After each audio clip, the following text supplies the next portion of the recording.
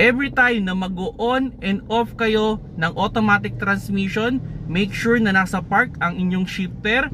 Then every time na mag-i-engage kayo ng park, siguraduhin ninyo na ang nag-hold ng weight is yung inyong handbrake, hindi yung park. And every time na magpuput kayo ng park, reverse, neutral, and drive, naka full stop kayo o hindi umaabante o umaatras ang sasakyan. At pag kayo ay mag-i-engage ng low gear, siguraduhin ninyo na mabagal ang takbo ninyo o pabagalin nyo muna yung takbo bago nyo i-engage ang inyong low gear.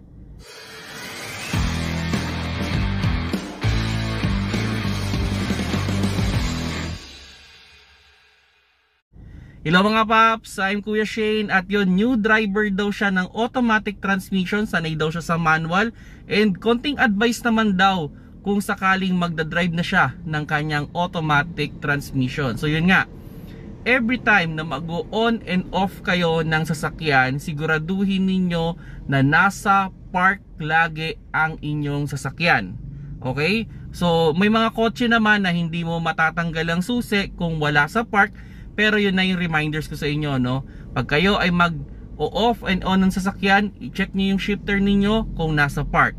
Then yun, sa pagpa-park, okay, o sa paglalagay ng park, before ninyo ilagay sa park, siguraduhin ninyo na ang nag-hold ng weight ng sasakyan is yung inyong handbrake. Okay? Kasi ang automatic transmission, sabihin natin pag nilagay mo yan sa park, merong mag-i-engage dyan na parking pole para hindi umatras o umabante yung sasakyan, pero hindi siya ganon katibay.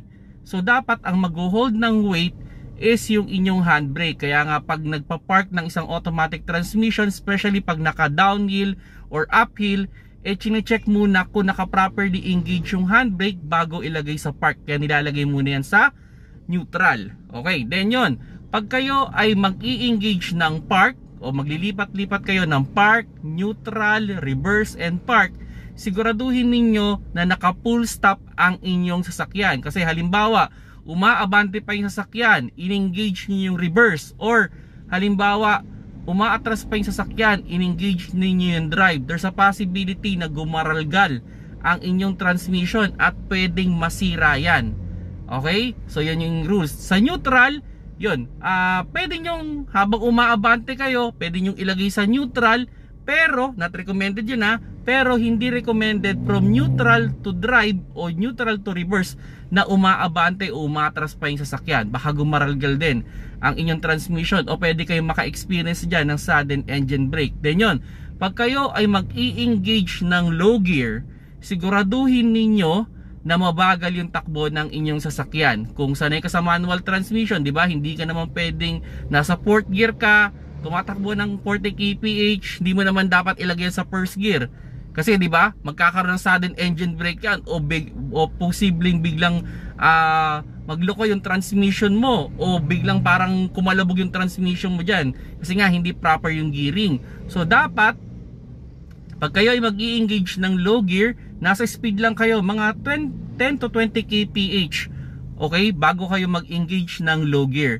Kung may manual mode naman yan, walang low gear, ito, pag naka manual mode, walang problema. Any speed, pwede nyong i-engage yan. Pero kung may low gear like B or L, siguraduhin niyo na mabagal lang inyong sasakyan bago nyo i-engage. Now, kung ibabalik nyo naman siya sa drive, okay lang, wala nang problema, no? Hindi nyo na kailangan bagalan. So yan mga paps, no? Sana nakakuha ka ng konting tips or advice, no, with regard sa pagdadrive ng automatic transmission, lalo na ikaw. Salamat sa post, sa iyong comment, no.